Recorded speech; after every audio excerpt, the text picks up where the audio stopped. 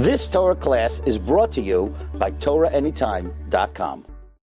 Yeah, okay, good. Okay, welcome everybody, welcome all our Torah Anytime viewers. Okay, a few announcements. By the way, you'll be able to shut it off also, right?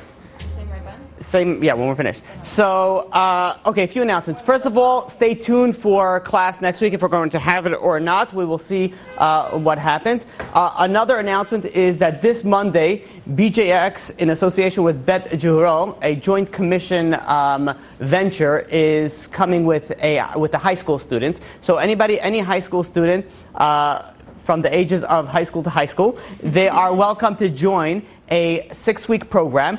And it's every Monday from 6 to 8 in this beautiful location. As you can see behind us, we have this wonderful pool table. And I'm sure as we ventured around this room, slowly, you've seen practically every part of this room, which is beautiful. You have a ping pong table, you have basketball hoops, you have Olympic-sized swimming pool if you daydream enough. So there's plenty of beautiful things, so if you want to join, you're more than welcome to join. You can reach out to me, or it's going to be on all the groups. Send it out to your family members, everybody who would want it.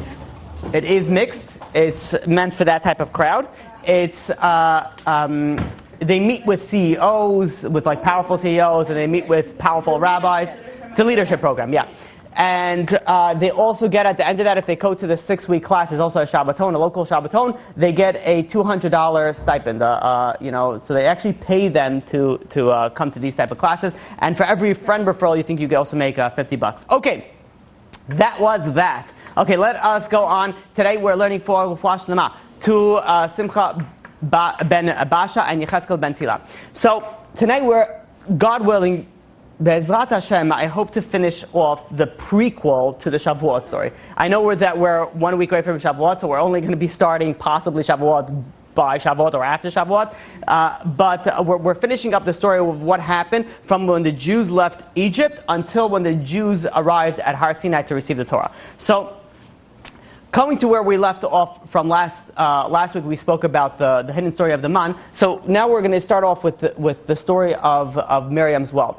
What happened was that the Jewish people, they went and they left the place called Alush, and they went and they camped at a place called Refidim.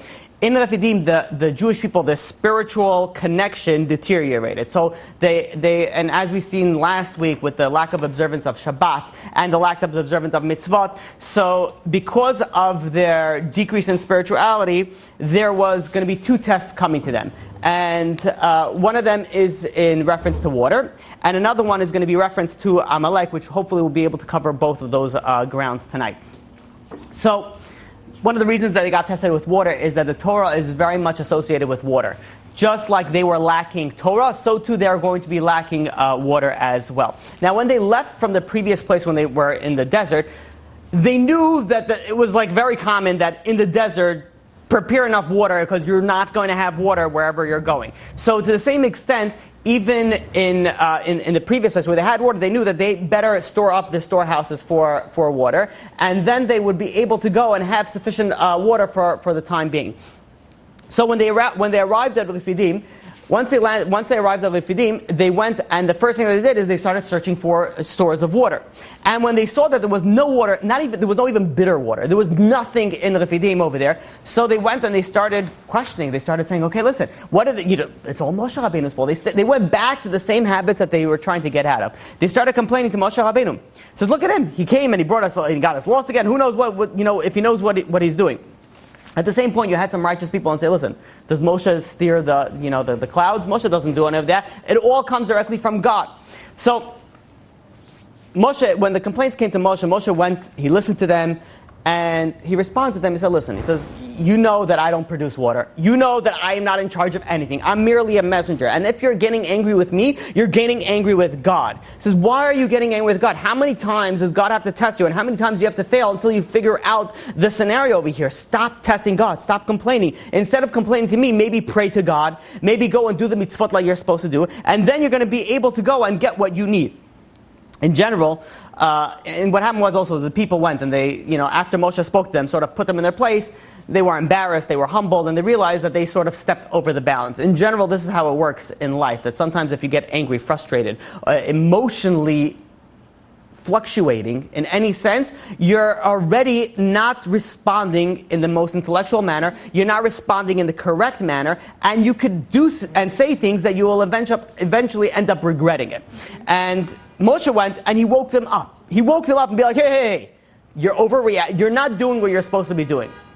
So we should always, every time that you're learning a Torah class, you should always take out practical things. Every single Torah class, if you don't take out a practical thing, that you lost it. You lost so much of what the intent was. Because the purpose of the Torah, the purpose of learning is to do. Not theoretical, not intellectual. It's all about doing it. It's all about taking the Torah and putting it into your own lives. So the Jewish people, when they arrived at the place called the Fidim, that actually it was renamed to called Ma'aseh U'Merivah.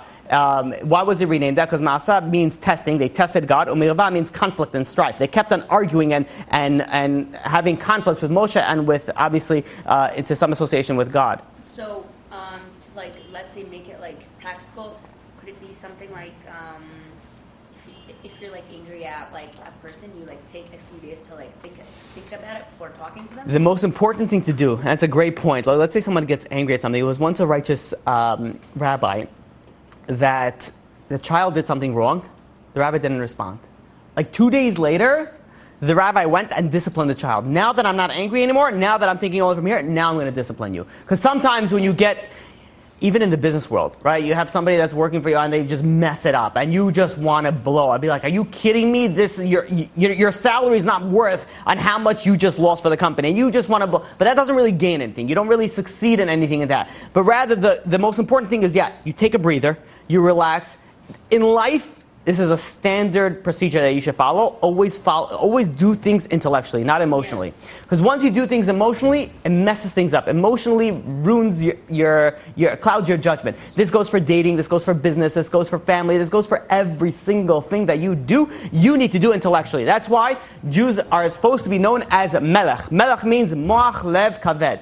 Moach, first you're supposed to go with the brain, then you go with the heart, and then kaved is the desires, everything else that goes on. That is the method that you should do every single decision in your life. Intellectually, emotionally, and then everything else that falls into play.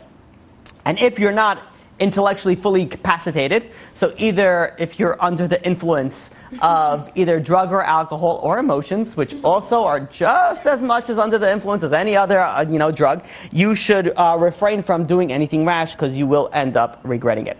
Okay, so now in the Jewish people over here, instead of passing this test, they failed miserably, and they started personally attacking Moshe Rabbeinu. And Moshe Rabbeinu was imagine how many times can you scream at the person and the person's going to keep on coming back? You know how many times they scream at Moshe, they complained at Moshe, and Moshe just kept on coming back. Very calm, all intellectually. He was like, yes, I understand, there's no water, yeah. And then he gave them the rebuke, the way that as a leader, as Moshe Rabbeinu was able to. He never for a second thought about forsaking them. He'd be like, what do I need this? I'm retirable age. Let me go to Florida and live with the seniors and enjoy life. Do I need all this headache? No, nothing, no offense. So they say, in Florida, when someone's driving, they have this right signal just left on. It's just from when they left the driveway, the right signal just stays on until where they reach the destination. That's right. They should say also, what is it? The flag of Florida should just be 2 hands and a hat, on a steering wheel, right? Because you don't see anybody actually driving it. You see, with a little woman comes out with a hat and she has piles of books, sitting on top to try to reach a gas pedal. But Moshe Rabbeinu, instead of going and giving up on them, he was very calm and collected. And not only did he not give up, he actually prayed for them. They were complaining at him, and he was like, okay, let me pray for you. They were arguing against him, and he was like, okay, yeah, let me pray for you. You know what a high level that is? Imagine the next time someone screams at you in public and embarrasses you. And you'll be like, you know what, don't say this out loud, because obviously that's insulting. Oh, let me pray for you, because you're obviously mentally ill. Don't do that. But you should say, hey, listen, in your own mind, this person is obviously not well. If they're screaming, if you're driving in Brooklyn, so everybody is mentally unwell. So you should just be praying for everybody. Right? Tfilat Adel should also be said in Brooklyn when you're driving, across the street to find a different spot for alternate side. You'd have less issues, I feel if we all prayed for the other person. Mm-hmm. Yeah. So God tells Moshe Rabbeinu speaks to God and says, listen, he says, I even heard the Jewish people, they went and at one point they wanted to go and they were talking about that I'm a false prophet and they want to stone me. And Hashem tells Moshe Rabbeinu, he says, hey, listen. He says, first of all, don't slander the Jewish people. He says, you really think that they could hurt you if I don't decree it? He says, you know what, here's a test. Take a bunch of the elders, people that would not be able to defend you, like old, frail people. Let them walk out in the street and let them walk behind you and go amongst the Jewish people. See if they're going to really, if their intent is really to hurt you. So they go and they walk out into the street. Moshe Rabbeinu with the elders behind him, and he sees he really has nothing to fear. Not only that, the Jewish people actually respected him, and they gave him the highest form of honor. And Hashem tells Moshe Rabbeinu, he says, now I want you to go to Cholev. Anybody know where Cholev is? Har Sinai. It's one of the names of Har Sinai. Hashem goes and tells Moshe, I want you to go to the mountain of Cholev, and over there you're going to be able to get water. And how are you going to get water? There's going to be water that's going to come out of a stone. And I want you, this is going to be a very miraculous event, God tells Moshe Rabbeinu, I want the elders you take the elders, with you. And what are you going to also take with you? You're going to take the staff that you brought all the plagues on Egypt. They think the staff is all with destruction and all with bad things, just associated with plagues and death. Now you're going to see that the same staff also has the ability to go and bring life and bring water. So they, and by the way, the same Mount Chorev is the same place where Moshe Rabbeinu saw the sneh, the burning bush. It all happened in the same place. People have to just know how to plug in the whole story together. A lot of things happened on Har Sinai. It was just known as different names, and when we get to Har Sinai, we'll speak about it. Har Moriah also we'll speak about So I don't know if we'll speak about it next week or the week afterwards. I do want to speak about all the names of Har Sinai and what actually happened to him. Do you know where it is now? Har Sinai? Yeah. I was going to ask. I think it's in Egypt, if I'm not mistaken. I know I'm going to be corrected on this. I heard, you could visit Arabia. it, or Saudi Arabia. I don't know. No, they found Saudi Arabia, Egypt, somewhere. It was supposed to be in Sinai Peninsula. No? It's in Sinai. It's in Egypt. But yeah. people don't visit. Because it's Egypt. People generally don't want to visit Egypt on purpose, legally, and by your own free will. Back in the day when Jews were there, I don't know. First of all, there's a whole thing about going back to Egypt. We're not sure. That you're not supposed to. No, I'm saying there is Jews living in Egypt for a long time. There is, but generally you're not supposed to go back to Egypt. Whatever, it's a different discussion for a different time. You're able to go on Har Sinai. If you want to go visit it, by all means, figure it out and do your investigation. Every rock has like a picture of a burning bush on it or something. No, I've never heard of that before. I've never heard. People show me a rock that has a picture, has like thorns on it, not thorns, However you little break cracks. it, there's like. And if you break it, it's like what? I've never seen that. It sounds very interesting. Almost sounds like it should be in a. What? It sounds fake. I've never heard of it, but it could be. I've never heard of it. I was like, what? If you can send it to me, I'm curious to see what a picture of a burning bush. Out of all the things, I don't know, whatever. It's like little cracks in a rock, but like if you look at it from away, it looks kind of like it could be a burning. Oh, those things they add. People say that the toast looks like Jesus. Okay, that's nothing. Yeah, people say that thing, and that I wouldn't. So if every single, whatever it is, I have to do research on it before I comment and make fun of it. But it's most likely, I've never heard of it. Doesn't mean anything, but I would like to look into it. If one of you could go and send me some sort of information on it. In any case, so Moshe Rabbeinu is coming over there. He's there with his staff, and he's like looking at which rock am I supposed to hit. And God tells him, says, I don't want you to pick a rock. Let the elders pick a rock. I don't want them to say, okay, listen, Moshe Rabbeinu, he came, he did some recon on the situation, right? He was like, you want to see something cool? Look, he already knew that there was a well behind this rock, and that's why he split open the rock, blah, blah, blah, blah, blah. God tells, when there's a magic trick, what's a magic trick? You don't say pick a card, any card, and be like, yeah, pick this one, and that's the one that sticks out. You want to say pick a card, any card, and then put it in your wallet, and then digest it, and then it's going to be in a watermelon. Like something, that's a magic trick. Not some. So God tells Moshe Rabbeinu, he says, hey, listen, you don't pick a rock. Let them pick a rock. Point to whichever rock they want. That's the one that you're going to take your stick, you're going to hit it, and that's going to turn into, that's going to be the one that's going to be filled with water. So that's exactly what happened. The elders went, they picked a rock, and Moshe Rabbeinu took his stick and hit the rock. The rock split open, and initially blood started coming out for a split second. And then eventually it turned down to water, and then all the rocks in the vicinity also split open, and also water started coming out. Now, this was known. This rock sort of traveled with the Jewish people. This well really traveled with the Jewish people. This was known as the well of Miriam. Miriam was Moshe's sister, Moses' sister, and she, in her merit, this rock came into this water came from this rock and came from the well in her merit. For a few reasons. Number one, because of the fact that she went and she saved Moshe. She saved all the Jewish babies when she was. Anybody know this backstory? I think we spoke about it once upon a time. She was one of the midwives. She saved all the babies from the decree of Paro. Also, she went and she had mercy on Moshe Rabbeinu when she went and she stayed to watch his floating basket in the river. And finally, also, she was the one who started off singing Shirah to God. So in her merit, this well stayed with the Jewish people until she died. Once she died, the well ceased to exist. It came back for a little bit of the merit of Moshe and Aaron, but for the most part, it was all in her merit. So when the water started shooting out, it shot out. First of all, it went like what's it called, a geyser? It went straight up, and then it came down like a sort of like a waterfall. Yeah, and the water reached the heights that no water ever reached, even in the time of the flood. It went higher than that. That's how high the water shot up. And then when it landed, it flew like a stream and a river all the way to where Jews were camping in Refidim. Remember, the Jews were in Refidim, and this happened on Mount Cholav, even though it was next to each other, but the water came from there and it sort of just flowed down. Now, as the water was flowing down, the princess, the head of every tribe, went and with their sticks, they made ditches. That would go, because the tribes were encamped in their own sections. So they made ditches. They basically made ditches with their staff, and the water split up into 12 different streams, and it went into each of their of the selective tribes. Now, because there was this type of spiritual water was so powerful that it brought such. It brought vegetation, it brought fruit trees, it brought all this amazing fruit that there was never fruit like this that existed until the time before Adam HaRishon did the sin by Gan Eden, before the sin of Etz Hadas. So if they had all this, why did they even need the man? They had the man, they also had supplemental things. We said they had the meat, whatever, they had their own cattle. The man was their main source of nourishment, but they had this as a sort of a byproduct. I don't know what you call it, dessert, or whatever the French would say, and they will charge you $17, for it.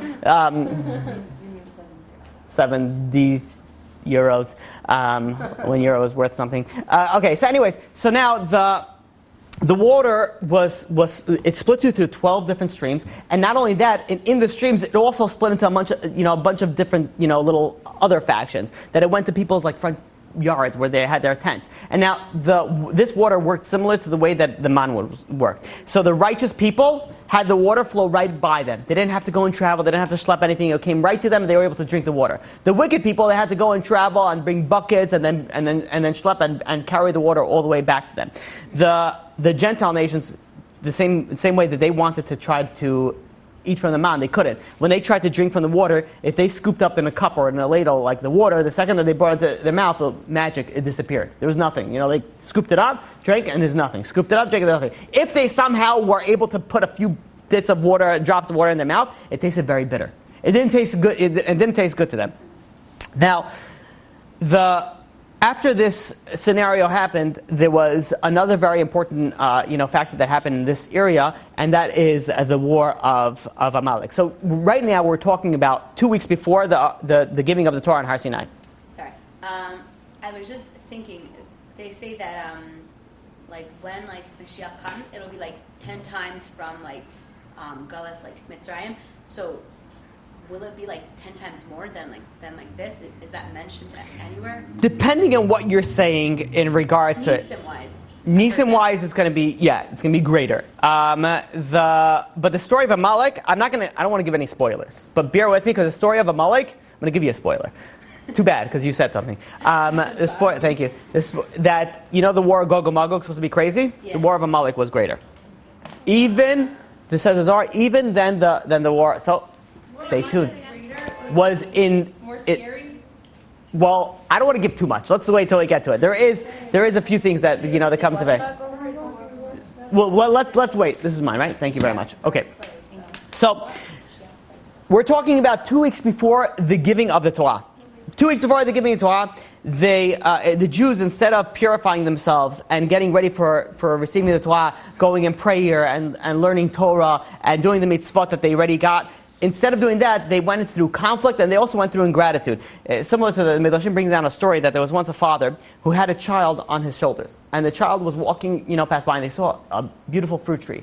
And the child said, "Oh, I'm so hungry, can I have some fruit?" So the father goes, picks him up some fruit, gives it to the child goes and eats it. They're traveling a little bit more, and they see this, water stream, clear water, delicious water, Poland Spring from the Maine, wherever Poland Spring comes from, not from Poland, right? And they go and they say, "Oh, I'm so thirsty, can I get this non-Poland from Poland Spring water?" And they go and they scoop out, the father scoops out a cup of water, gives it to the child drinks it, and it's delicious. After a while they're traveling, and the father's doing all these things for the son, and the child comes and sees a man walking towards him. And the child goes and says, "Hey, listen, dear stranger, have you seen my father anywhere? I haven't seen him." And the father's like, "Are you serious? You're on my shoulders. I gave you the fruit. I gave you the water. I give you everything that you asked for, and you didn't even realize that I am with you?" The same thing was with the Jewish people at this point in time. At this point in time, they said, "Oh, is Hashem among us? Is Hashem really indeed with us?" Be like, Hashem says, "Really? Like, I am like the father who is you're the child on my shoulders, and I'm giving you everything that you have and you need, and you're still questioning if I'm there?" So, in essence, the Mefarshim do say that they did believe God existed in all aspects of it, but what about God traveling in the desert? Was he really with us as he was with us everywhere else? So God says, "Okay, listen, you don't believe that I exist? I'm going to send you a little reminder." And that's never something that you want to happen. God sent them a little inspiration. Not the motivational inspiration that we're known for today, but rather inspiration by the most treacherous enemy of the Jewish history, and that is Amalek. So God said, "Okay, let's see what Amalek, go say hi. Go introduce yourselves." So Amalek goes and we have to actually give a little bit of a background on Amalek. Amalek was a descendant of Esau. Amalek was actually the grandson of Esau. Anybody know who Amalek's father was? Eliphaz. Very good. Eliphaz. So you had Esau, you had Eliphaz, and you have Amalek. Anybody know who Amalek's mother was? Very good. Timnah. What? Timnah. Timnah. So, before. She's the one that went to Abraham. Nobody wanted her. Yeah. So, interesting story about it. There's actually a lot to speak just about her, and I'm only speaking on a select few things on it. I don't know. People use Christine also. I don't know. And Nimrod. So, girls with that name. Yeah. I don't know. So. Yeah, I think so. Yeah. It's very one thing that you should know is never learn from what people are doing. Well, everybody's doing this nowadays. I'm saying it just makes some Nimrod. I'll tell you like this. There's somebody that I'm very close with that actually helps me a lot. Asks me all, he's having, twins, and he asks me every once in a while, "Are you familiar with this name? Are you familiar with that name?" And either I'm like, yes or no. Where did you hear that from? These are usually my type of, responses. So, and that's really what should be done, because you should not be just pulling up a hat out of your name, Tabilta, because you were delivered on the table. So Tabilta, that is your name. That's not the way. Obviously, you want to have, powerful names, because your name tells you an essence of what you are. Yeah. So in any case, going back to Amalek. Who was Amalek? So Amalek was the grandson of Esau. Amalek is the same numerical value as Safek, which is 140. Why? Because the Jewish people, the God says, you're in Safek, you're not sure, you're uncertain if I exist, if I'm around here, if I'm still with you, then I'm going to send you the same thing of uncertainty, and that's Amalek. Amalek is uncertainty, I'm going to send Amalek to you as well. So Hashem sends Amalek, to them, and Amalek, his power comes from, he's a descendant of Abraham. Even though it comes from Esau, Esau comes from Yitzchak, and it comes from Abraham. Now, when Yitzchak went and he blessed Esau, it was conditional on, one of the blessings of Yitzchak was conditional to which the level of spirituality of the Jewish nation. So if the Jews were on a high level of spirituality, they're doing what they're supposed to be doing, they're following the Torah, they're following the mitzvot, they're doing everything they're supposed to be doing, then the Jewish people are going to be on top. But if it flips and the Jewish people are not doing what they're supposed to do, then the Esau and his descendants are going to have the upper hand. So, how did this whole feud start with Esau, Amalek, and the Jewish people? Was at the age of 15, Esau went, and Esau came home one day very, very hungry and tired from his day, and Yitzchak was cooking something red. And Esau says, give me whatever you have that's cooking. So Yitzchak said, hey, listen, nothing in this world is free. You want it, you got to pay for it. So Esau says, what do you want? He said, I want your birthright. So they signed the contract. Esau sold his birthright to Yitzchak. A full-fledged, what? Esau to Yaakov, thank you. Esau sold his birthright, thank you very much, to Yaakov. And what happened is that as Yitzchak got older, he became blind from the, anybody know from where? From that ghetto. That's one of the reasons. From the Avodah Zarah, also from the smoke of Esau's wives, from a few sources. And he wanted to give a blessing to his firstborn. So he calls his firstborn, which on his understanding is Esau. But really, who's really the first? Esau sold the firstborn to Yaakov.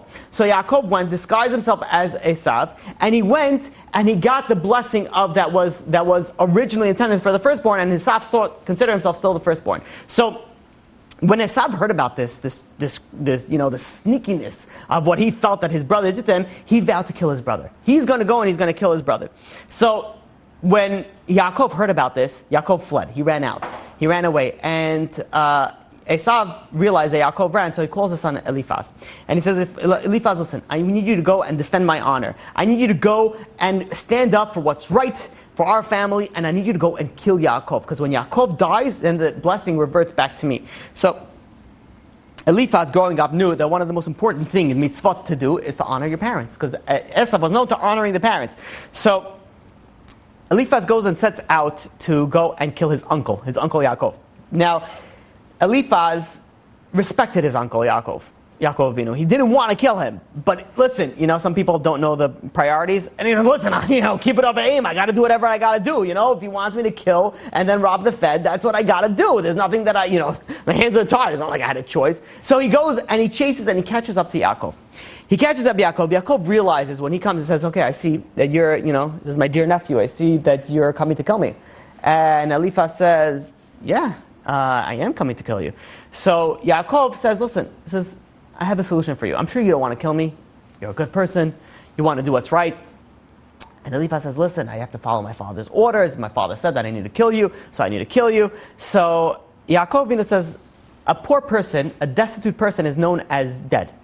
If you go and you steal and you take everything that I have of value, then I am known as a poor person, as a destitute person, and hence it says, if you killed me, that's the Torah. So Eliphaz, who didn't really want to kill him, says, you know what? What you're saying is good.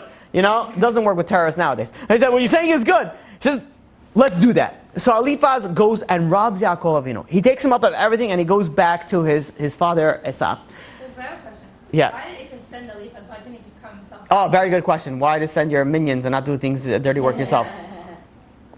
Eventually he saw it didn't work, so that's why he ended up going himself. Esau is coming with 400 men. Right? Why couldn't he just go himself and kill him? Why originally didn't he do it and he sent him? I don't know the specifics of it, but I'm sure Esau had, and I don't think he was closing on a real estate deal. It's like, listen, I can't leave right now. I have a closing in a few days. He's obviously from a Jewish descendant, so he was doing real estate, right? And he says, I can't. He says, but you go and report. There was a reason that he didn't go, and eventually, whatever it was that it felt that didn't work out with Eliphaz, he tried doing it, and then eventually Amalek. Yeah. No, I'm saying it's a good question. I don't know the specifics of. It was a while, because right over here, Yaakov, at this point, Yaakov wasn't married yet. Yeah, and then he goes to Yeshiva, yeah, he's talking about it many years later. Yeah. Well, I don't want to get into the details of this, but while Yaakov Avinu was in the Yeshiva of Shem Ve'ever, he was off the grid. No one knew where he was. Esau didn't know where he was. It was a grid, yeah. It was private investigators, wearing wolf. He was in witness protection, right? But like the real one, not the one that, okay. Anyways, so Esau gets really upset at his son Eliphaz. He says, I sent you to kill him. What are you bringing back his money? He says, why are you so useless? I don't know what the words he used, but why are you so useless? I sent you to kill him. You're not killing him. He says, you know what? I just have to do things myself. Now, Amalek, which was Eliphaz's son, overheard this, and he says, listen. He goes to his grandfather. He says, grandfather, send me. I'll take care of you. Esau and Amalek were very close. They were very close. So Amalek says, you send me, I'll take care of your bidding, Grandpa. Esau was already a grandfather? Yeah. How old is he? He's 40? No, he's a lot older. At this point, he's older than 40. Yeah, he's older than 40. Yeah. So you're talking about, I would even say over 60 at this point, if I could estimate. So Esau says, yes, you go do my bidding. You go kill Yaakov. Now, when Amalek goes over to his father Eliphaz and says, listen, I'm taking over the mission. I'm going over for this now. So Eliphaz says, hey, listen, you got to be smart about this. This is not good idea. The blessing that Yaakov received from our, great-grandfather, from your great-grandfather, which was Yitzchak, was that if you go and you work together and you help and you accommodate Yaakov, and then you'll get, the next world as well. As at this point, Yaakov got the good blessing. He got this world and the next world. He says, you don't want to mess with them, and then it's going to, you're going to lose that as well. And Timnah, his mother, told Eliphaz, say, listen. He says, you got to think even smarter. He says, what happens? Your great-great-grandfather, Avraham Avinu, he was told that his grandchildren are going to be slaves in Egypt for 400 years. If you kill Yaakov, who doesn't have any children right now, then which grandchildren do you think are going to be enslaved for 400 years? It's left to you and your brothers and your siblings. He says, are you willing to kill him and then go and risk being enslaved for 400 years? So that talks some sense into Amalek, and he says, okay, listen. He says, we'll wait.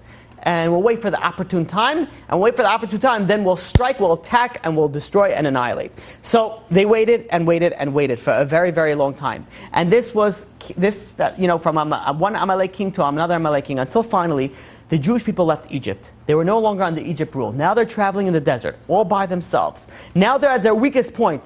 Now the Amalek king says, listen, this is the time to fulfill my destiny. I'm going to be the one to destroy the Jewish nation. I'm going to be the one who get the blessing back that it was brought down in tradition from their Misorah, if we could call them that, from their ancestor Amalek. So they thought if they killed Yaakov, they were going to get the blessing back? They wanted to kill Yaakov regardless. Everything else was a bonus. They weren't actually going to get the blessing if they killed him. How does that make sense? Have you ever tried to talk sense to a psychopath? I have, yes. I have, yeah. And I wish it wouldn't be as frequent as I do.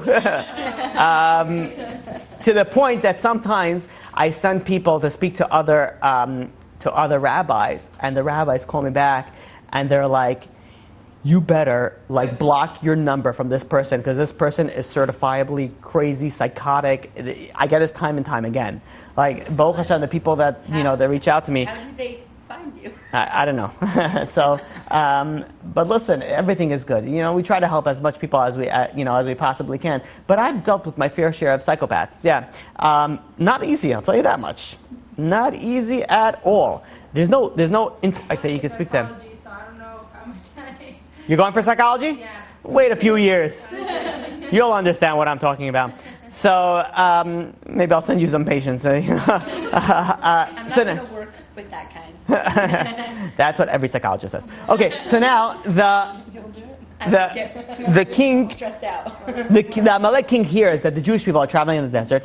So he says, let's do some recon. Let's send out to the people. Send out to all the spies. How are the Jews doing in the desert? And they go and they see, the Amalek's, spies go and they see the Jews are weak spiritually. Really? They're not Jews also. They're not Jews. Amalek are not Jews. No. Amalek are from the descent. Isn't he the descendant of Esau? Yep, but they're not Jews. Jews come from Yaakov Avinu, known as Yisraelim. Yisraelim comes from Israel, from Yaakov Avinu. Only from Yaakov Avinu. Yeah. It comes from his children. They do have the spiritual protection, if you can call it, the spiritual powers of Avraham and Yitzchak, which is their answer. Yeah, Muslim has Avraham. Edom, Esau has Yitzchak and Avraham. So they have a lot of the same. We share the same ancestors. Put it this way: if you go far back enough, we're all cousins. To some extent. We all come from Adam Arishon, unless you believe you come from monkeys, and then you probably are right. You probably do come from monkeys.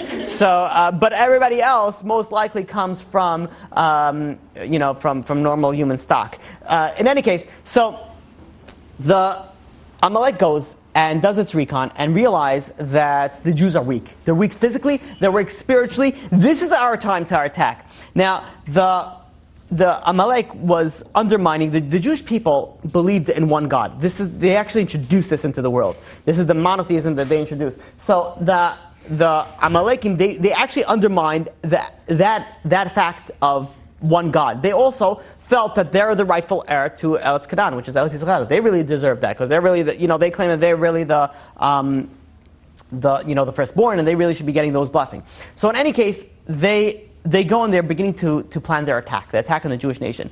Now, they wanted to seek advice from Bilam. Bilam was a known enemy of the Jewish people, but he had a lot of history with the Jewish people. So they go and they call Bilam. Bilam comes in and says, "Listen, gentlemen," calls a parlor meeting, the board meeting, and he goes and he says, "It's a good thing that you called me because I know a lot about them." He says, "You have to do your recon." He says, "If they are associated with Torah, if they're learning Torah, then I'll tell you right now, there's nothing that you can do against them. There is no power that you would have over them if they have the Torah. However, if they are weak in the study of the Torah, then because you're also a descendant of Abraham, you will have something to work on your behalf."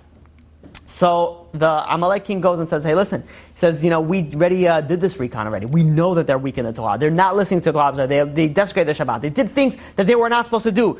So if that's so," says Bilam, it says that your time is ripe right now. Now is where you got to go, and this is what you have to do. He says you got to go to the neighboring nations, gather the neighboring nations, and try to collect as many people as you can. And who are you going to collect? Number one, you want to get the sorcerers, the wizards, the people that practice magic, and these magicians. These you're going to put in the front line. Also, you're going to put in the front line the people that are celebrating their birthdays. Because people that celebrate on the day of your birthday, you have a high spiritual power. So you want to put yourself in the front on the birthday. Yeah.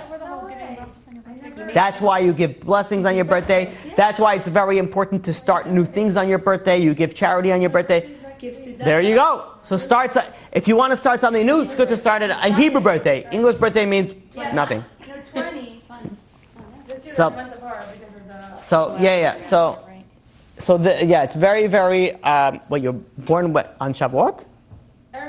Wow, your name is not Ruth, is it? Nope. Oh. Okay. Close enough. So I don't know why I say close enough. I know what your name is. Okay. You know what? Miriam's well. There it is. Miriam's her. My middle name actually is Miriam. Oh yeah. Also. No way. So there you go. Miriam's here. So in any case, it's good you guys are representing the class. This is what we're talking about the well of Miriam.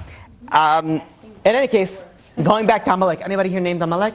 No? Okay, good. So now Amalek, they went and they put the sorcerers and the magicians in the front line. Then they put the people with the birthdays on the front line. They also went and they had the stargazers, who they were very into stargazing, and it is a legitimate knowledge, the astrologers, right? To go and figure out who is going to live the rest of the year. The people that are going to live the rest of the year, put them on the front lines as well. So they went and they put these people on the front lines, and who did they attack first? They attacked the least, says Bilam, attack the least faithful Jews. Attack the vulnerable Jews, the Jews that are vulnerable physically, emotionally, intellectually, and of course spiritually as well. So Amalek goes and calls a conference of all the neighboring nations, and they go and they say, "Listen, we're going to go attack the Jews." And the neighboring nations say, "Hey, the Jews. We know about the Jews. We heard of what happened in Egypt. We want nothing with that." So Amalek says, "Listen," he says, "we'll cut you a deal. You come with us. You attack them with us. If we succeed, you share in the spoils with us. If you see that we're failing, you could kiss. You could run out. You could run away, and then we're going to be the one that's going to suffer the defeat." So it's like a win-win situation for them. So out of all the nations, 5 nations joined Amalek. 5 nations joined Amalek to go and attack the Jewish nations. They came up with roughly about 1 million soldiers. 1 million soldiers came to attack the Jewish people. On the 29th of Iyar, Amalek began its assault on the Jewish people. Now, traditionally back then, the way it worked is that if you start a war, you would send a declaration of war. It was common procedure, common things that people would do for normal decency. We're going to start a war, blah, blah, blah. You do the common things. They did none of that. They didn't do the declaration of the war. They did a surprise, unprovoked front assault on the Jewish people for absolutely no reason.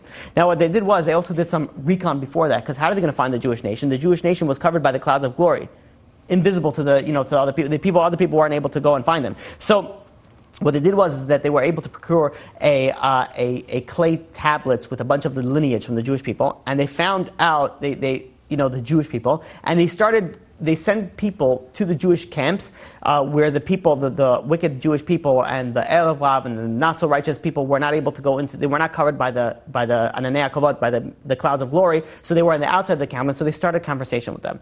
Said, "Listen, we have a business opportunity. I could flip you pennies on the dollar. This thing," and gave them crazy business opportunities. So the Jews were, the Jews of weak faith and that were outside of the camp. They were like, "Great opportunity. Let's talk." And they met at different points. And these are the people that instead of studying the Torah, the righteous people, they were not interested in business ideas. They said, "Listen, we have the clouds of glory. We have God feeding us man from heaven. We have everything going for us. We have the well of Miriam. We don't need anything right now. We're going to study the Torah." They're the ones that stayed inside. But the Jews of little faith, they went out and they started, handling and trying to negotiate with, business deals. Now, these people that were camped outside, these are the people that Amalek attacked. Amalek also attacked the tribe of Dan. The tribe of Dan was also very much outside of the clouds of glory because they had, they brought with them the idol of Mika, which was an idol that unfortunately Mika comes from the tribe of Dan, and because of that they were outside the cloud of glory, and they also, a lot of the tribe of Dan went and let's hold it afterwards because it's getting a little bit late. Let's hold the question. But they also went and they had a lot of casualties in this war. Now, when the Amalek they got the Jewish people that were outside the encampments, that were outside the encampment, and they went and they started decimating them. And when they had a taste of blood, they went through a blood frenzy, crazy they were going and they were killing people. Not only they were killing people, they were mutilating the bodies. They were castrating them. They were destroying the Jewish bodies.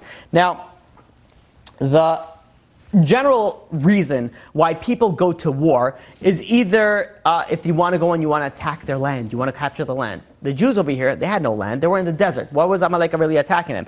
Or you could say maybe that, the people are attacking the Jewish people because maybe the Jewish people threatened their nations and that's why they're attacking. The Jewish people never threatened anybody. They were in the desert minding their own business. They had nothing to do with Amalek. They never threatened Amalek, but yet Amalek comes unthreatened, no reason for attack, and attacks them. Also, some people go and they want to show off their military power. North Korea, I don't know, but I'm saying that some people, for no reason whatsoever, they want to go and they want to show off their military power. If you want to show off your military power, right, the way that it works, right? You go into, if anybody has ever been to prison, I hope not. If you want to get dominance over there, you find you're raising your hand, I hope not. Like one time in camp, I was put in the dungeon. When you want to go, you don't pick on the weakest link. You pick on the toughest guy, with muscles in places that you didn't realize muscle existed, and you bring that person down. Then everyone knows not to mess with you. But if you're going to go and fight on the weakest guy, they'll be like, "Okay, you're a loser." So what are the Amalekim? What are they showing? They're showing their military power. They're fighting a defenseless nation who doesn't have a homeland, who never provoked them. What are they actually gaining from it? Furthermore, you have even some people that it's a a war for their God, the Crusades, right? A Christian war. You have them Islam, Islamic war, a war based on their faith, and that's why they kill many people. Amalek didn't have a God. They were a godless people. So what was their reason for fighting against the Jewish people? It was unprovoked, no reason whatsoever, and yet they went and they pure hatred. That's all. That's all that it was to go and fight against the Jewish people. So Amalek went, they listened to Bilam's advice, and they seemed invincible. They were attacking, blood was flowing, it was not looking good. The Jewish people realized that this is the moment of truth, that there was casualties were climbing, and they realized they were not worthy of being saved. They realized that they had a situation on their hands. They realized that they had to do two things. They have to, number one, fight. They had to physically fight. And also, number two is that they had to pray. They had to fight. They realized that this war is on the physical and on the spiritual. And by the way, everything in your life is on that. Physical and spiritual. Marriage, physical and spiritual. Business, physical and spiritual. Children, physical and spiritual. Everything in your life, if you think you're just going to attack it on the physical level, you only it's like taking a tree and just cutting the top. You're not getting the roots out. If you really want to fix something as a problem, you have to go both on the physical and the spiritual. So they realize we have to fix ourselves and we have to fight physically and spiritually. So Moshe Rabbeinu goes to his disciple Yoshua, and he tells him this, and he says, "Listen, there's a war going on over here. from a spiritual and a and you should have left it. Sometimes I like putting the music in the background. Sounds more okay. So Moshe Rabbeinu goes and says, listen. He says, let's split this up. I'm going to take the spiritual war. You take the physical war. But we need specific type of soldiers. We need soldiers who are faithful, who are righteous, who fear God, but also who are strong and mighty warriors that will be able to go and attack Amalek. They also have to have an understanding of witchcraft and sorcery to be able to go and combat these types of tactics. So Moshe Rabbeinu goes and he says, I'm going to find these people for you. And what we're also going to do is we're going to find people that were born in Adar Sheni, the second month of Adar, because there's no mazel. Very good. The Adar Sheni is not associated with any zodiac sign. Really? So they don't have any mazal, and the witchcraft and wizards are not able to put spells on those type of people because they have a different level on it. Yeah. So Moshe Rabbeinu goes and says, I'm going to choose the men. And we're gonna fast tomorrow. That's a righteous people, right? We're not basing off our muscles and our expertise. We're gonna fast because we know that it's a spiritual thing. We're gonna go and we're gonna fight tomorrow. We're gonna fast tomorrow. And Moshe Rabbeinu says, you know why? Also, we're gonna wait till tomorrow because right now, who's fighting? The Amalekim that have the birthdays today. But tomorrow, there's not gonna be their birthday anymore. So we're gonna have the upper hand as well. Amalekim picked the ones that were on their birthday. Mm-hmm. Not the Jews picked the ones that were on it. No, the Jews picked the one that had that were born in Adar Sheni. Okay. The Amalekim chose people that were born on their birthday to be in the family. Yes. They were born on The their what? It was a Hebrew birthday. They kept the Hebrew count. You're talking about the Amalekim. They have their own thing, but there is some knowledge, to that. I don't want to say that. I don't want to go into it, but even you have some Kabbalists that they deal with English birthdays as well, to some extent. Well, I don't want to get into it. I don't want to get into too much detail on it, but yeah, they do both of them. Whatever reason, let's not speak it, online. So now so what happened is that Moshe chooses these people, and Moshe goes to Har Horeb. He goes back to the mountain of Horeb, back to Har Sinai, to go and do the spiritual battle. At this point in time, Yehoshua was 57 years old. Yehoshua comes from the tribe of Ephraim. Ephraim comes from Yosef. And Yosef and his descendants were not subject to slave labor. So, and this is, by the way, I don't know if you guys are familiar with the story, but 30 years prior to the Jews leaving Egypt, the tribe of Ephraim went and they tried to leave Egypt prematurely. They tried to leave Egypt earlier. And it wasn't successful. And they all, they all died. Who was the leader? So there's some commentator says, who the leader was? Was Nun. Yehoshua ben Nun's father. Yehoshua ben Nun's father was the general in charge of this, of this group that left. So Yehoshua goes and let's wait for questions until afterwards because it's getting a little bit late. Yehoshua goes and he's going to fight the physical, and Moshe Rabbeinu is going to go and he's going to fight the spiritual. One of the reasons also that you have Yosef's descendants as fighting Amalek is that Yosef was not involved per se, or would not get punished in the sale of Yosef, because he did not, sell himself. His brother sold him. So he was not involved in that, and because of that, he did not share in that guilt, and he had that power. Also, Yehoshua was born in Iyar. Iyar, the sign of Iyar, is an ox, which is the same symbol as Yosef, which symbolizes connection stronger, with Yosef. And another reason is Yehoshua was going to be eventually the one to take over Moshe Rabbeinu. Moshe Rabbeinu wanted Yehoshua to get some military experience. He's going to have to fight some military wars. So because of that, he wanted him to be experienced in warfare, so he told Yeshua, "You're going to be the one who's going to taking the war at the ground. I'm going to be taking the war in the spiritual point." Now, as they say, there's no atheist in a foxhole. While the Jewish people are being attacked, there was no more rebellious Jews. There was no more people being like, "Oh, Moshe Rabbeinu, it's all your." There were no. Everybody's like, "Okay, all right, we get the point right now. It's time to do tshuva, time to do repentance, time to follow whatever God wants." And they all started going and with humility, going back to what they need to do to their roots and fasting and doing tshuva. The next day, Moshe Rabbeinu goes accompanied by Aaron and his nephew Hu. Hu was the son of Kalev and Miriam. Miriam married Kalev, had the son Hu. So Moshe, Aaron, and Hu went up to that mountain of Har Sinai, which was overseeing the battlefield. And Moshe went over there to go and pray. Moshe Rabbeinu took his staff and he used it like he raised both his hands. A very popular people that draw things. Moshe Rabbeinu was raising his hand. In one hand he had the staff, in the other hand he had his hand, and he was praying to God in this manner. One of the reasons with the hands is Yaakov Avinu used the hands to get the blessing, because it says you put like fur to look for that it would feel like Esav. At the same point in time, we know that Esav, his power is in the hands. He's the side befiv. He had, so there's a lot of things that are associated with the hands. Here Moshe Rabbeinu was utilizing all that for prayer, for the spiritual power fed, to put everything back into the correct thing.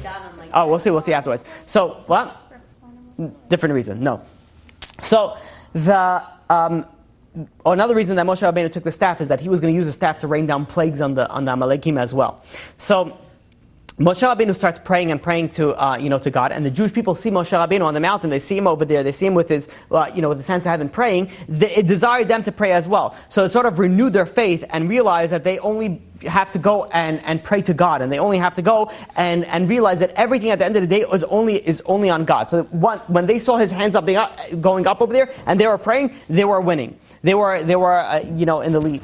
Now, when Moshe Rabbeinu was holding his hands up in heaven, after a certain point in time, he realized he was fasting, he was praying, and his hands started getting tired. But the main reason that his hands were getting tired was because that it depended on the faith of the Jewish people. If the Jewish people had sufficient amount of faith, then his hands had the power to stay up. If they were weak in faith, then his hands started weakening and falling down. So when Moshe Rabbeinu went and his hands started getting tiring, so it was becoming heavy, he started falling. Now, before we even get to what happened afterwards, there was reasons why from the Jewish side of why Moshe's hands was getting tired. There's also reasons why from Moshe's side that it was getting tired. Number one, Moshe delayed the attack against Amalek. Now, he shouldn't have delayed that.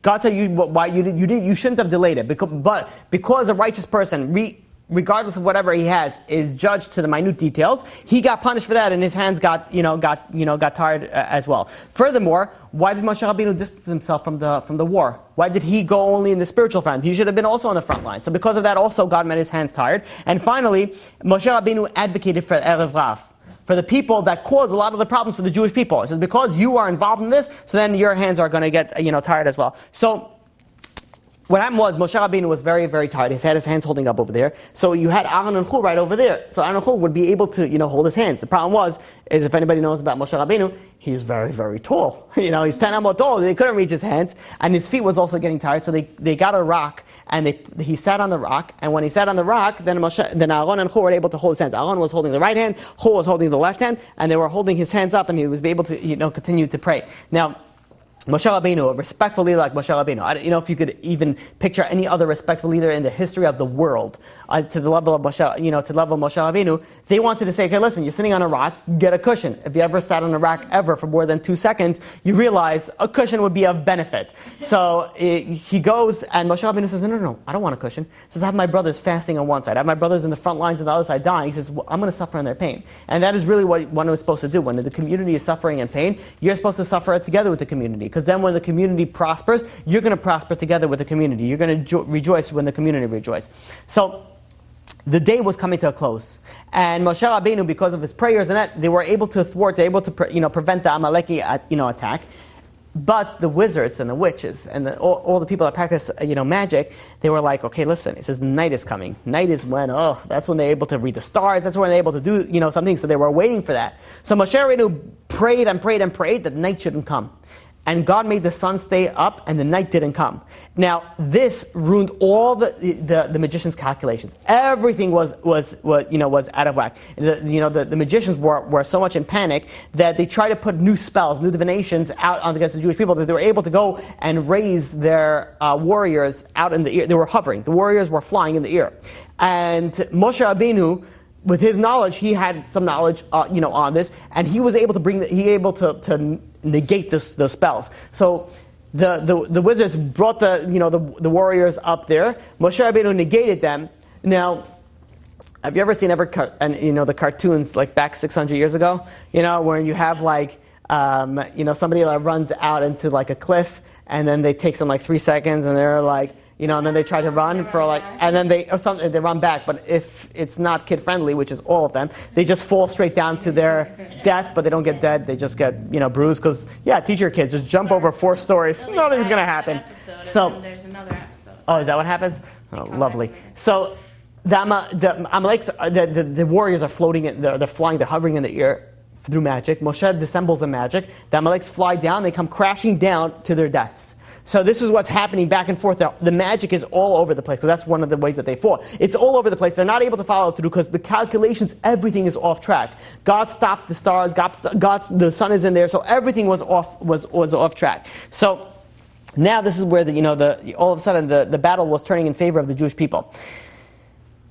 Yehoshua also followed Moshe's instruction. They started decimating the Amalekim. And even when the Jewish people killed the Amalekim, they didn't do it like the Amalekim did. In fact, God says you're not even allowed to kill them with an axe. There was a sharp blade and it was an instant death. It was no mutilation. Everything was done in the most humane way possible.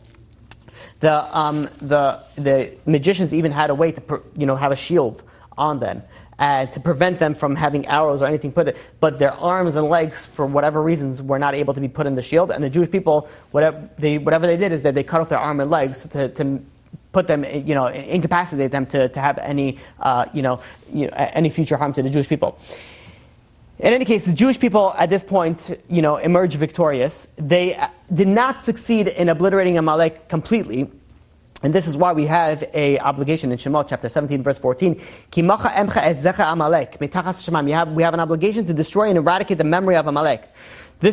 Amalek was the first nation to show attack to the Jewish people. At this point in time, everybody was terrified. Nobody wanted to touch the Jewish people. I'd be like, are you kidding me? So even people were going, and they wanted to go and convert to Judaism. They're like, listen, this is amazing. Amalek was the one that discounted everything. It's similar to the Midrashim bring down a story that you have if there's a very, very hot pool. Very, very hot, steaming hot. Nobody wants to go inside until you have one interesting guy who jumps into the pool. He's burnt. But everybody else cools it off and jumps in everybody else. I remember when I was in Israel. Yeah, you said that. I said this story? About jumping off a cliff? No. Oh, okay. I'm talking about a different story. Our yeshiva took us on a hike. Was it Shimron? I don't remember where it was. And it was a crazy hike. Only like 15 years ago, now everybody's like, you sign your waiver of your life, and you're never going to sue. Back then it was like, hey, whatever, yeah. This is, back then it was like, yeah, you go over there and we hope everybody comes back alive. That was like we have faith in God, right? So we go on this, on this path, and when we get to this path, and there's a long, long ladder, an Israel hike ladder. You know what that means? That's like a ladder that doesn't follow any standard whatsoever of being a ladder ever, right? It's like, someone sneezes and the whole ladder, like this, and you're talking about like 50 feet up in the air. So you have to climb down this ladder and then you go. It wasn't a rope ladder. It was actually, it was a real ladder. It was still swinging. It was nailed in. It was still swinging. The mountain was swinging. I don't know, whatever it was very interesting. So I'm sure by now they fixed it but there was another way to get down.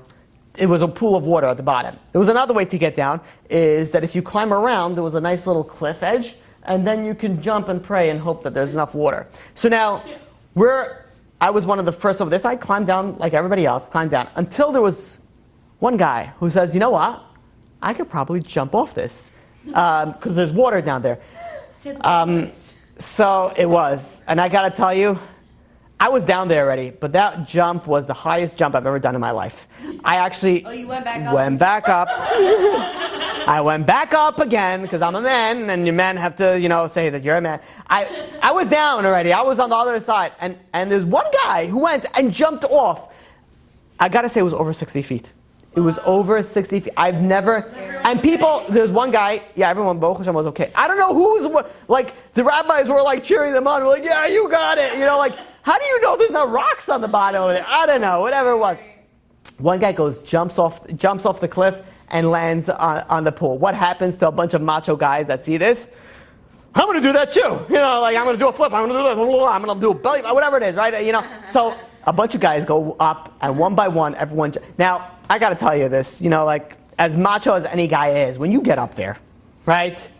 You're looking down, you're screaming, mommy. Right? You'll be like, I don't know. But then you're looking back, and all your friends are doing the gorilla pound, and you're like, yeah, I got this, This is not tears. The sun is just in my eyes, like there's allergies in the summer, yeah.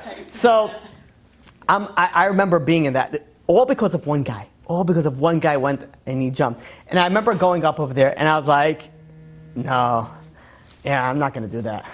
Yeah, no, I'm not going to do that. Yeah, you go ahead in front of me. And then the guy behind me jumped ahead and be like, yeah, I'm going to do that now. I can't, come on. I got it. You have a cred. You have a street cred that you have to keep up. So Women don't do this. no, because women are smart. And men are not smart. That's generally the way that it goes. So Women overthink things. which is, to some points, it's smart. So To some points, I got to tell you this. I still remember the jump.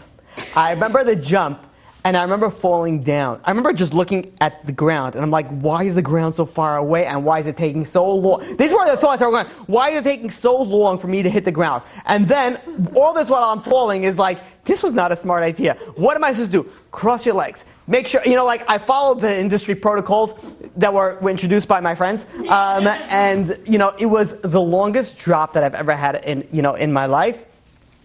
I gotta say, it was exhilarating. It was entertaining. I wouldn't recommend it on anybody, but yeah, Baruch Hashem, everybody was okay. And there were guys that jumped, did splits in the air, turned around 4 times, and then landed. Landed. I mean, everybody sounded like this for a little bit, but everybody was okay. So but why did all this happen? Because one guy went and jumped in. Because if nobody would jump in, everybody would be like, somebody would point out, be like, you know what? You could probably jump off that. Be like, are you kidding me? You're going to die like 12 times before you hit the ground.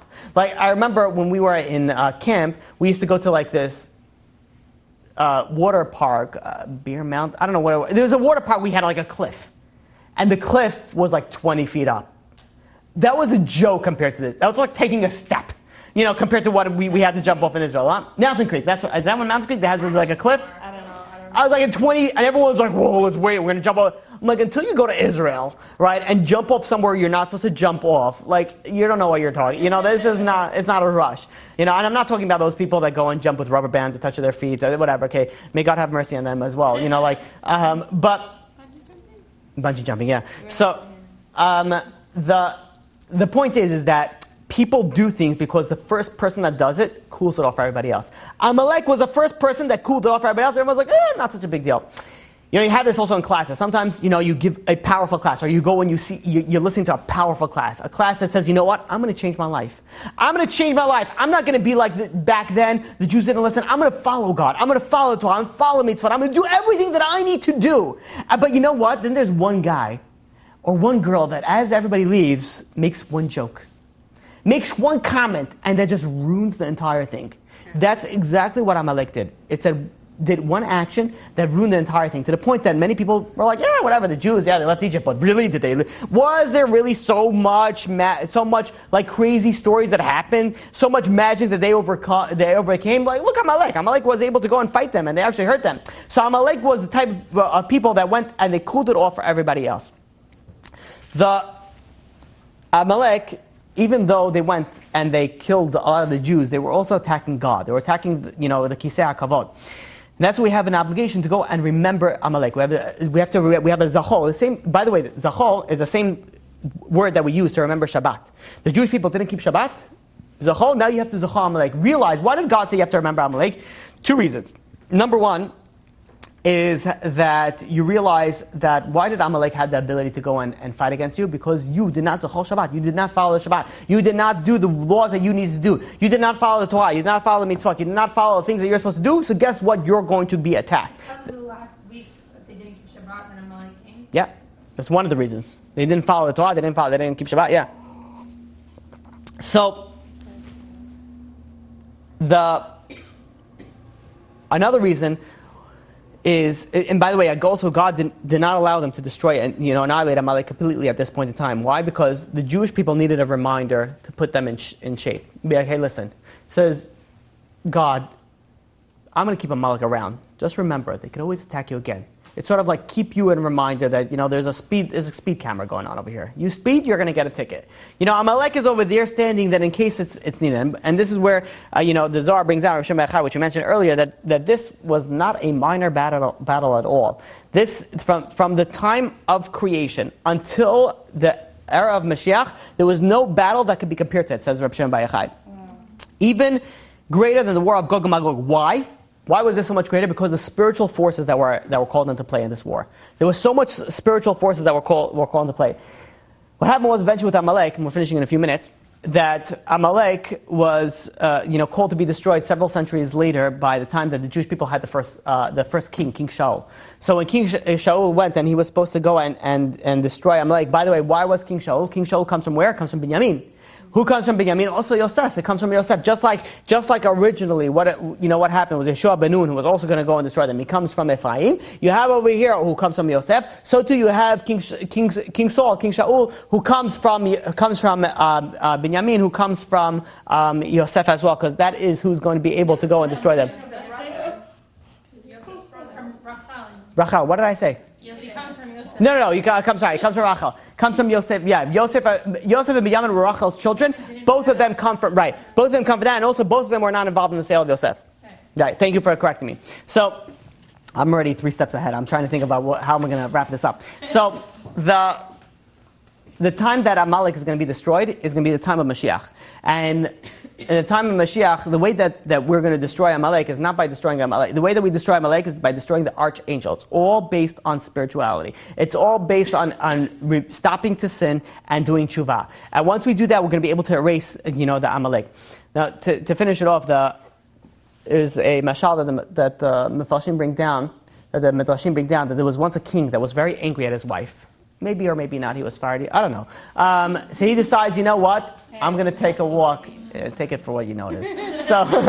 So nowadays, the truth is, the new age doesn't matter so much. The old age, it meant something. In the old age, this people understood this joke. Nowadays, it's the men that get abused. So in any case, power to the American woman, right? So both sides do. Yeah, well, that's true as well. So the king was angered by his wife, and he decides, you know what? I'm going to take a walk.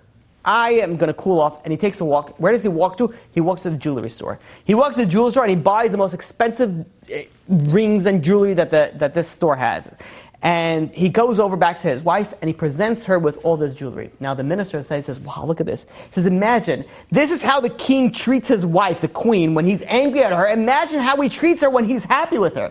Now look at the Jewish people. Look at the miracles that God created and did for the Jewish people. When the Jewish people are not following God, when the Jewish people are not doing that, imagine how much miracles and how much power we will have when we follow God, when we follow the Torah, we follow the mitzvah. Imagine what we'll have.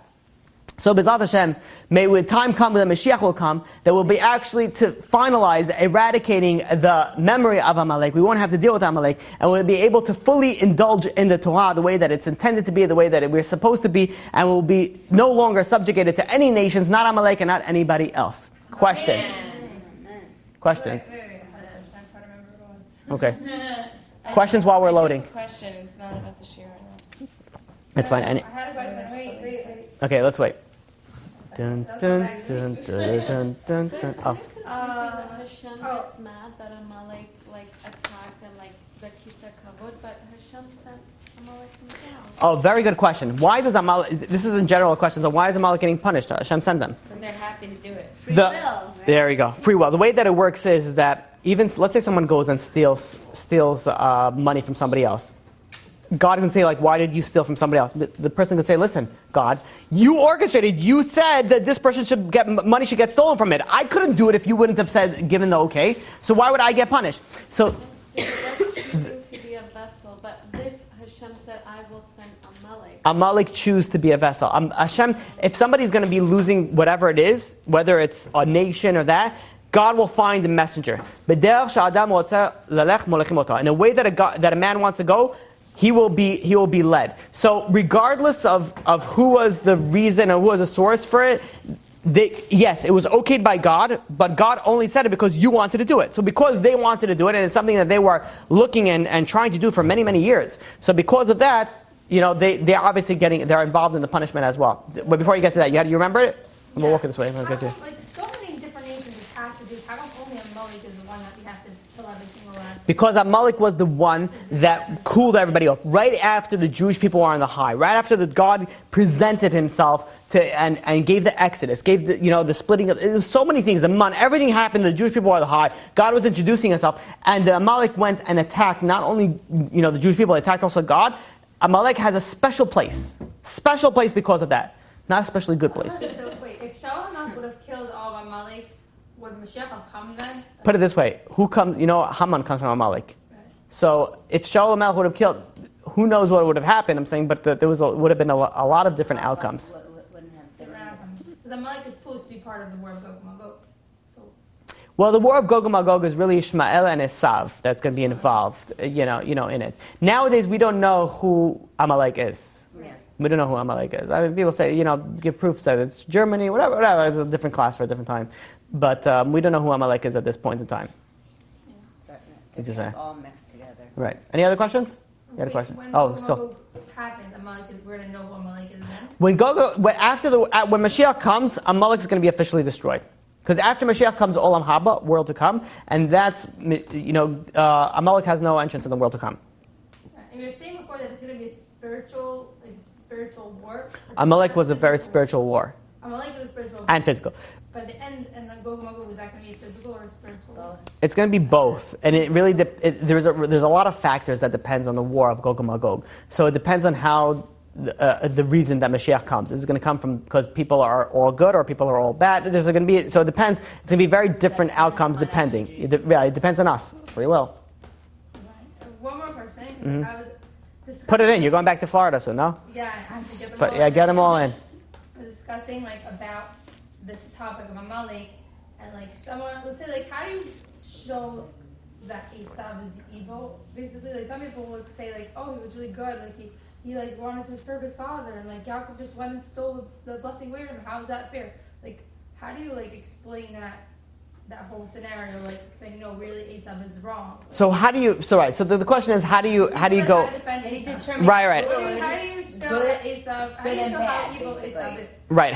Why is Esau what he's doing wrong? This is really what your question is. So first of all, it's just looking at the facts. He stole the birthright. Right. It was not by any sort of scheme. It wasn't some sort of hey, sign on this dotted line. Hey, by the way, I just bought it. No. He sold it. He knew what he was selling it. Afterwards, he was well, I don't like it. I want to renege on my deal. So when he sold the birthright, that's it. The deal was closed. It was a desperate situation. For him, whatever it was. Was he in a desperate situation? He was hungry. I mean, have you ever been hungry that you want to sell your soul? It was hangry. Why does his brother have to put a condition like this? Why Jacob didn't give him the food out of the goodness of his heart? Why does he have to buy it from him? Why? Because Esau. I heard Esau was why? So the question is a good question. Why did Yaakov need to buy it? Esau, let him just do a good deed. Yaakov. Esau is hungry. Let him do a good deed. Because Yaakov realized the value of it, and Yaakov realized that Esau didn't care about the value of it. So if you have a sibling, and the sibling has this most advanced game, I don't want to say Game Boy, but I'm going to outdate myself. It's probably Oculus or whatever, VR system, whatever it is. I don't know what people play nowadays. But whatever people waste their time nowadays with. So if you have a brother or a sibling that has this, and the sibling doesn't use it, what does he use it for? They turn around, they look at the sun. Wow, look at this. But they don't really utilize it. So you tell them, hey, listen, says, I'm going to give you 50 bags of potato chips for this. And to him, it'd be well, that's totally worth it. I'm done looking at the sun. Yeah, take it. I don't need this. I don't like it. It gets me dizzy, nauseous. I got to take Dramamine every time I'm not interested in it. You take it. Just give me the 50 bags of chips. A sale was made that it was worth it for both parties. Think of it like this. So let's say somebody's going into, wants to buy a real estate property, and the property is owned by the bank. And the bank wants to give it up at a discounted price. So the question is, you're not cheating the bank? The bank could really get more money for it, but the bank just wants to get rid of it. They don't want it in the portfolio anymore. The person beforehand either reneged on that wasn't able to pay the mortgage, whatever it is, it's causing the bank enough headaches that they're willing to get it at a discount price. So the bank is willing to do the sale. You're willing to do the purchase. Everything is legal, kosher, chazaku boch. Everything is amazing. The same thing happened in this situation. Yaakov wanted something. Esau didn't care about it. He wasn't interested in spirituality. The blessing was all about spirituality. He wasn't interested in all these things. So Yaakov said, "Listen, I want this. You want this? Let's make a deal. You don't want it? No need." Who knows, by the way, if Esau says no deal, if Yaakov wouldn't have given it to him anyways? We don't know that. Esau says, "Oh, listen, you want that? What do I need this stuff for? Yeah, I'll sign it out, you take it." So Esau went and he gave over the Bechorah. He gave over the thing because he didn't care about it. When did all of a sudden did he care about it? All of a sudden, many years later, when he realized the extent of what it entails, is now I changed my mind. Like, listen, a sale is a sale. A bank can come over to you and say, "Hey, listen, you purchased the property 10 years ago, and now it's double in value. We changed our mind. We gave you too much of a good deal." You can't say that. It's not going to hold up in court. A sale is a sale. It's done. It's valid, and everything else is void after it. How did Esau know the value of it? It was like the rest of the future of the... Esau knew what Yaakov knew. I'm saying they were brought up in the same house. It was... What? They were twins, yeah. They were not like, they Esau didn't realize non-identical twins. This is the whole future of what we're gonna get, the blessing of Abraham or whatever. Why didn't Esau do that? Your question is? Yeah. Why didn't Esau know the value, or why didn't he care about the value? I don't know, it's a good question. Esau also was a murderer and an adulterer and a thief. So there's many questions that you could ask about people with that type of personality. You'll probably deal with them. Hopefully not the murderer's part. Hopefully not that type of psychology. Okay, well then. There are all psychologies. Go for positive psychology. That's always good and fun and happy. CBT therapy. Any other questions? Question? Any other questions? No, you're good? No. Are you sure? Last chance. Yeah, so they were separated where they lived. This is actually an excellent question that I was thinking about it also. And I don't know if there's so when the question is like this, that the water separated with the well of Miriam, and the wicked people had to work further to go and get the water, as opposed to the righteous people had to go closer. So now, did the wicked people have to, like my question is that... They all to live near each other. Yeah, go to your neighbors, it's by his front yard. Why don't you go do that? Why don't you just go right over there?